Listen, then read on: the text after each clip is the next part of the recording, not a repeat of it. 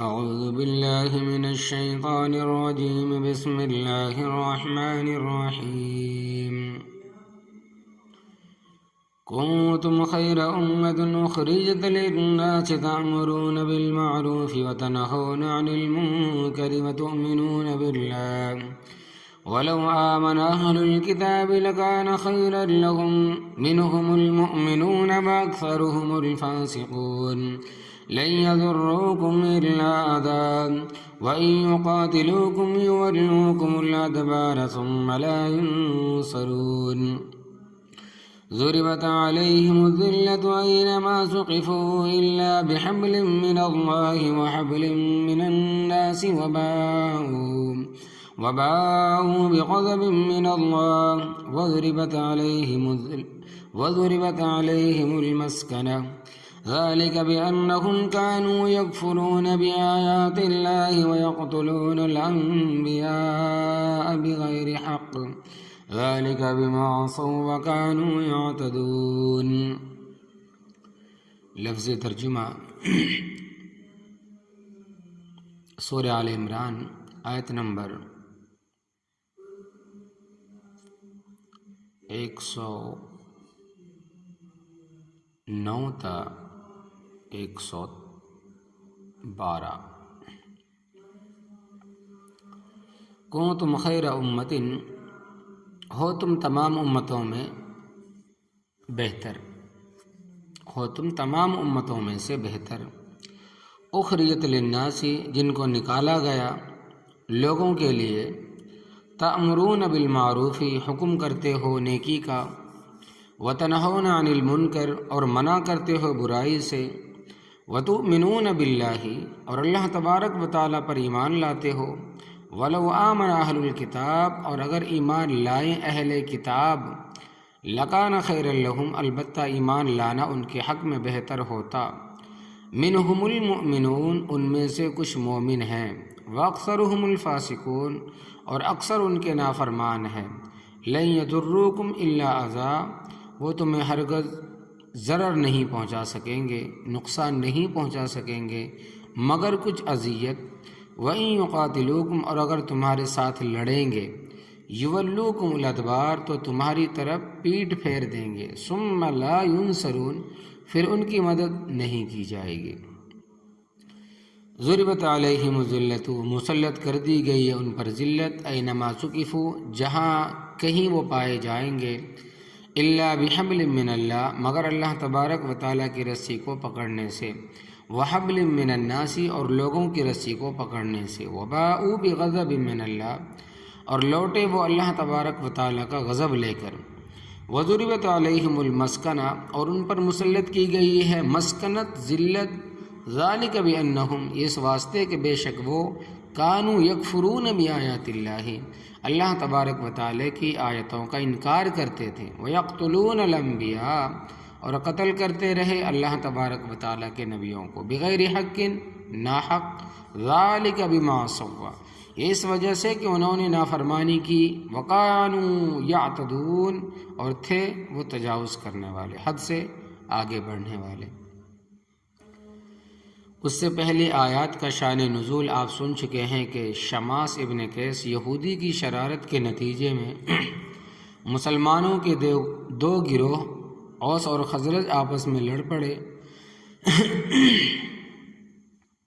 اور خاصی بدمزگی پیدا ہوئی، جس پر اللہ تبارک و تعالیٰ نے پہلے یہودیوں کو تنبیہ فرمائی کہ تم ایسی شرارتیں کر کے مسلمانوں کو کیوں روکتے ہو، پھر مسلمانوں کو تنبیہ فرمائی کہ اللہ تبارک و تعالیٰ کی آیتیں تم پر پڑھی جا رہی ہے، اللہ تبارک و تعالیٰ کا رسول اللہ صلی اللہ علیہ وسلم تم میں موجود ہے، پھر تم کیوں لڑتے ہو. اور لڑائی کے وقت کچھ ایسے مسلمان تھے جو دوسرے خاندانوں کے ساتھ تعلق رکھتے تھے، وہ خاموش رہے، نہ تو لڑائی میں شریک ہوئے اور نہ ہی ان کو سمجھایا اور نہ روکا. تو اللہ تبارک و تعالیٰ نے ان کو بھی تنبیہ فرمائی کہ تمہارا کام تھا کہ ان کو لڑائی سے روکتے.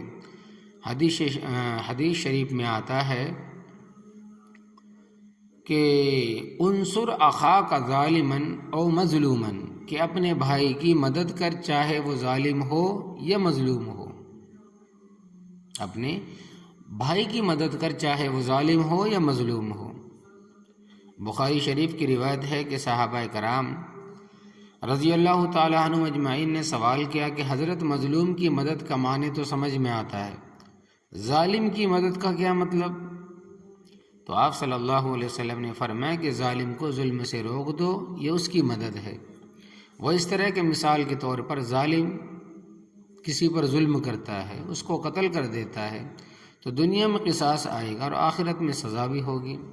اگر تم نے روک لیا تو اس کی مدد ہوگی، نہ تو قصاصاً قتل کیا جائے گا اور نہ آخرت کی سزا میں مبتلا ہوگا۔ اور یاد رکھنا کہ مظلوم کی مدد نہ کرنا گناہ کبیرہ ہے۔ الترغیب والترہیب حدیث کی کتاب ہے، اس میں حضرت عبداللہ ابن مسعود رضی اللہ تعالیٰ عنہما سے روایت ہے کہ حضرت صلی اللہ علیہ وسلم ایک قبرستان کے پاس سے گزر رہے تھے، ایک قبر کے پاس کافی دیر تک کھڑے رہے۔ دریافت کیا گیا کہ حضرت کیا بات؟ فرمایا کہ اس قبر والے کو اس وجہ سے عذاب ہو رہا ہے کہ ایک مظلوم پر ظلم ہو رہا تھا اور یہ اس کے پاس سے گزر گیا، اس کی مدد نہیں کی۔ تو اللہ تبارک و تعالیٰ نے ان کو تنبیہ فرمائی کہ تمہارا کام تھا ان کو لڑائی سے روکنا۔ آگے فرمایا کہ امر بالمعروف اور نہی عن المنکر اس امت کے فریضے میں شامل ہیں۔ کنتم خیر امت، کہ ہو تم تمام امتوں میں سے بہت بہتر اور سب سے بہتر۔ اخرجت للناس، جن کو نکالا گیا لوگوں کے لیے، یعنی تمہیں اپنے کاموں کے لیے نہیں پیدا کیا گیا بلکہ دوسرے لوگوں کے لیے پیدا کیا گیا ہے۔ تأمرون بالمعروف، حکم کرتے ہو نیکی کا، وتنہون عن المنکر، اور منع کرتے ہو برائی سے۔ مجموعی حیثیت سے اس امت کا یہ فریضہ ہے۔ پہلے اس طرح ہوتا تھا کہ ایک پیغمبر دنیا میں تشریف لاتا، جب وہ دنیا سے چلا جاتا تو امت میں بگاڑ پیدا ہو جاتا، دوسرا پیغمبر تشریف لاتا اور اصلاح کرتا، اسی طرح سلسلہ چلتا رہا۔ حضرت محمد رسول اللہ صلی اللہ علیہ وسلم آخری پیغمبر ہیں۔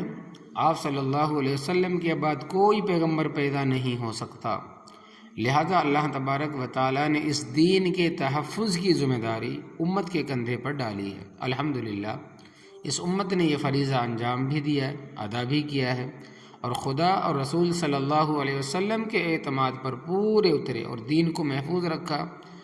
آج دین کے سمجھانے والے بھی موجود ہیں اور سمجھنے والے بھی موجود ہیں، اور اس پر عمل کرنے والے بھی موجود ہیں، اور سچا دین کتابوں میں بھی موجود ہے، عمل میں بھی موجود۔ ہمارے علاقے میں یعنی ملک ہندوستان میں انگریز نے دین کو ختم کرنے کے لیے پوری قوت صرف کی، مگر دین کو ختم نہ کر سکا۔ تو چونکہ نبوت ختم ہے اور نبوت کا کام امت کے کندھے پر ہے، تو یہ کام امت نے ہی کرنا ہے، اگر کر بھی رہی ہے اور کرتی بھی رہے گی۔ یہاں ایک مسئلہ سمجھ لیں، وہ یہ ہے کہ ایک ہے دعوت اللہ اور ایک ہے امر بالمعروف نہی عن المنکر۔ تو دعوت اللہ کے بارے میں پہلے سبق میں آپ پڑھ چکے ہیں کہ وہ ہر آدمی کا کام نہیں ہے، بلکہ فرمایا کہ وَلْتَكُن مِّنكُمْ أُمَّةٌ يَدْعُونَ إِلَى الْخَيْرِ، اور چاہیے کہ تم میں سے ایک جماعت ہو جو دعوت دے بھلائی کی۔ تو یہ سب کا کام نہیں ہے، بلکہ ایک گروہ کا کام ہے، علماء اور سمجھدار لوگوں کا کام ہے۔ جہلا کا کام نہیں ہے کہ دین اور تبلیغ کا کام کرنا، اور فرض کفایہ ہے، اور امر بالمعروف نہی عن المنکر ہر امتی کا کام ہے۔ اگر کسی کو بھلائی کی ایک بات بھی معلوم ہے تو وہ اس کو آگے پہنچائے، اور دین کی اشاعت اور تبلیغ کی وجہ سے کمائی کے درجے قائم ہوئے ہیں۔ چنانچہ فقہائے کرام رحمۃ اللہ علیہ فرماتے ہیں کہ کمائی کے جو پیشے ہیں ان میں مسلمان کی کمائی کا پہلا درجہ مال غنیمت ہے، اور غنیمت ملتی ہے جہاد کے نتیجے میں، اور جہاد ہوتا ہے اللہ تبارک و تعالیٰ کے کلمے کو بلند کرنے کے لیے، اور یہ بہت بلند عمل ہے، اصل رقم نہیں بلکہ وہ ذریعہ دیکھنا ہے کہ جس سے وہ حاصل ہوئی۔ اگر نفس رقم کو دیکھا جائے تو وہ کافروں کا مال ہے، اس میں سود کی رقم بھی ہوگی، شراب اور خنزیر کی تجارت کی رقم بھی ہوگی، بہت کچھ کیا ہوگا، کیونکہ ان کے حلال و حرام کی تمیز تو ہے نہیں، صرف دولت کا اکٹھا کرنا مقصود، لہذا جس طرح بھی آئے لیکن جب ملکیت بدل گئی کہ ان کی ملکیت سے مسلمانوں کی ملکیت میں آ گئی تو بالکل پاک اور صاف ہو گئی۔ تو مال غنیمت سب سے اعلیٰ کمائی ہے کیونکہ ذریعہ جہاد ہے۔ دوسرے نمبر پر مال تجارت، تاجر کی کمائی اس وجہ سے اعلیٰ ہے کہ تجارت بھی دین کی تبلیغ کا ذریعہ ہے، کیونکہ تجارت میں لوگوں کے ساتھ اختلاط ہوتا ہے، کوئی اس کے پاس آ رہا ہے اور کسی کے پاس ہی جا رہا ہے،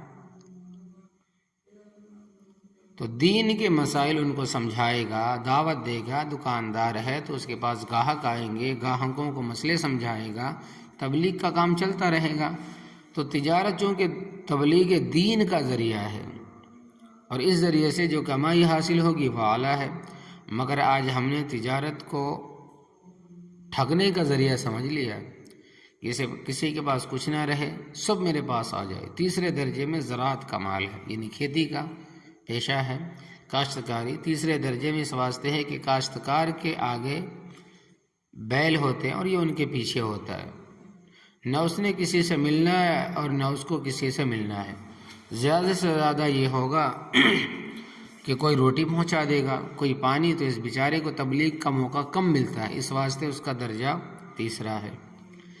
البتہ اس کو ثواب ملتا رہتا ہے کہ اس کی کمائی انسان بھی کھاتے ہیں، حیوان بھی کھاتے ہیں، پرندے اور کیڑے مکوڑے بھی کھاتے ہیں، راضی ہو کھاتے ہیں، نہ ہو پھر بھی کھاتے ہیں۔ تو امر بالمعروف اور نہی عن المنکر اس امت کے ہر فرد کا فریضہ ہے۔ وَتُؤْمِنُونَ بِاللَّهِ، اور اللہ تبارک و تعالیٰ پر ایمان لاتے ہو، اس کے احکام بجا لاتے ہو۔ وَلَوْ آمَنَ أَهْلُ الْكِتَابِ، اور اگر ایمان لائیں اہل کتاب، لَكَانَ خَيْرًا لَهُمْ، البتہ ایمان لانا ان کے حق میں بہتر ہو۔ یہودی بھی اور عیسائی بھی سمجھتے تھے کہ ان الرسول حق، بے شک یہ سچا رسول ہے، مگر ضد اور ہر دھرمی پر اڑے رہے، اکثریت ان کی ایمان نہیں لائی۔ لیکن خدا کی طرف سے ایمان کا دروازہ کھلا ہے، منہم المؤمنون واکثرهم الفاسقون، ان میں سے کچھ مومن ہیں اور اکثر ان کے نافرمان ہیں۔ حضرت صلی اللہ علیہ وسلم کے زمانے میں حضرت عبداللہ ابن سلام، حضرت اسید، حضرت ثعلبہ، حضرت بنیامین رضی اللہ تعالی عنہم اجمعین مسلمان ہوئے، اور حضرت حنظلہ غسیل الملائکہ جن کو فرشتوں نے غسل دیا، جنگ احد کے موقع پر حضرت صلی اللہ علیہ وسلم نے اعلان فرمایا کہ جو مسلمان جس حالت میں ہے فوراً احد کے مقام پر پہنچیں۔ تو فرماتے ہیں کہ حضرت حنظلہ رضی اللہ تعالی عنہ کی ابھی نئی نئی شادی ہوئی تھی، ہم بستر ہوئے تھے، انہوں نے خیال کیا کہ اگر غسل کیا تو دیر ہو جائے گی اور حضرت صلی اللہ علیہ وسلم کے فرمان کی مخالفت ہوگی، اسی طرح چلے گئے اور جنگ میں شریک ہو گئے۔ لڑائی زوروں پر تھی، شہید ہو گئے، لوگوں نے آنکھوں سے دیکھا کہ فرشتوں نے ان کو غسل دیا۔ تو حضرت صلی اللہ علیہ وسلم نے تحقیق کرائی، ان کی بیوی سے دریافت کیا کہ بیوی نے بتایا کہ رات میرے ساتھ لیٹے ہوئے تھے، ہم بستری ہوئی، آپ صلی اللہ علیہ وسلم کا حکم آیا کہ جس حالت میں ہو پہنچو، تو وہ غسل کیے بغیر چلے گئے۔ تو حضرت حنظلہ رضی اللہ تعالیٰ عنہ غسیل الملائکہ لقب سے مشہور ہوئے۔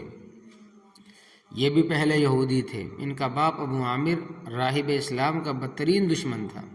ابو عامر راہب اسلام کا بہت بڑا دشمن تھا اور ہر وقت اسلام اور حضرت صلی اللہ علیہ وسلم کے خلاف لٹ لیے پھرتا تھا۔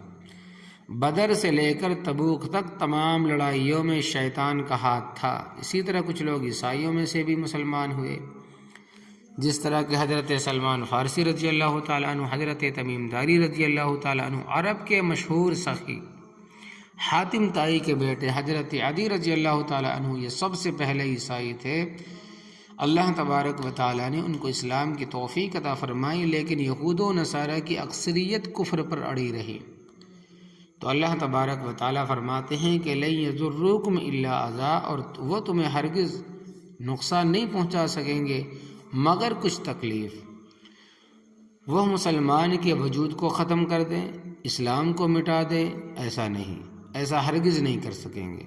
پس قولی اور فعلی طور پر چھیڑخانی کریں گے، ہاں اگر تم خود ایمان عمل کو چھوڑ بیٹھو تو اللہ تبارک و تعالیٰ کا کوئی وعدہ نہیں ہے۔ إِن يَخْذُلْكُمْ فَمَنْ ذَا الَّذِي يَنْصُرُكُمْ مِنْ بَعْدِهِ، تمہاری بدعمالیوں کی وجہ سے اگر اللہ تبارک و تعالیٰ تمہیں رسوا کر دے تو پھر کوئی مددگار نہیں ہے۔ کہتے ہیں کہ 1967 میں یہودیوں نے کچھ علاقے مصر سے، کچھ اردن سے اور کچھ شام سے چھینا، جولان کی پہاڑیاں وغیرہ، اور ابھی تک ان کے پاس ہے، اور وہاں انہوں نے اپنی بستیاں آباد کر لی ہے۔ ان کے وزیر اعظم یاہو نے کہا ہے کہ ہم یہاں سے نہیں جائیں گے، یہ ہمارا علاقہ ہے، اور مسلمان حکمران بے غیرت ہے، ان کو کوئی احساس نہیں۔ اسی زمانے میں کہتے ہیں کہ حج کا سفر کیا، واپسی پر مجھے براہ راست کہتے ہیں کہ ہندوستان کا جہاز نہیں ملا، شام کے راستے میں واپس آنا پڑا، ہمیں 2 دن دمشق رہنا پڑا۔ وہاں ایک بڑی وسیع مسجد تھی اور بڑے بڑے مینار تھے اور بہت خوبصورت تھی، جس طرح شاہی مسجد ہے۔ سلیمان خان قانونی ترکی بادشاہ گزرا ہے، سلیمان خان قانونی ترکی بادشاہ گزرا ہے، اس نے بنوائی تھی، اور اس کے ساتھ کمرے بنے ہوئے تھے، پانی کا بہت بڑا انتظام تھا۔ مؤذن نے لاؤڈ اسپیکر پر اذان دی، جماعت کے وقت ایک امام اور 2 آدمی مقامی تھے، اور میرے علاوہ 3-4 اور ہندوستانی تھے۔ نماز پڑھنے کے بعد ہم نے امام سے دریافت کیا کہ کیا وجہ ہے کہ اتنی بڑی مسجد اور نمازی نہیں ہے۔ اس نے کہا کہ منطرق کا انل بلایا، یہ مسجد شہر سے الگ ہے، آبادی ذرا دور ہے۔ میں نے کہا کہ مسجد کے ساتھ جو کمرے ہیں ان میں لوگ رہتے ہیں یا نہیں؟ کہنے لگے کہ اس میں فوجی رہتے ہیں۔ میں نے کہا کہ وہ مسلمان ہیں؟ اس نے کہا کہ ہاں مسلمان ہے۔ تو میں نے کہا کہ انہوں نے اذان سنی ہے، مسجد کے کمروں میں رہتے ہیں اور نماز نہیں پڑھی؟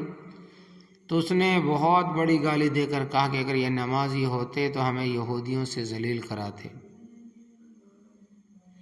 تو ہمیں بدعملی کی وجہ سے اللہ تبارک و تعالی نے دشمنوں کے ہاتھوں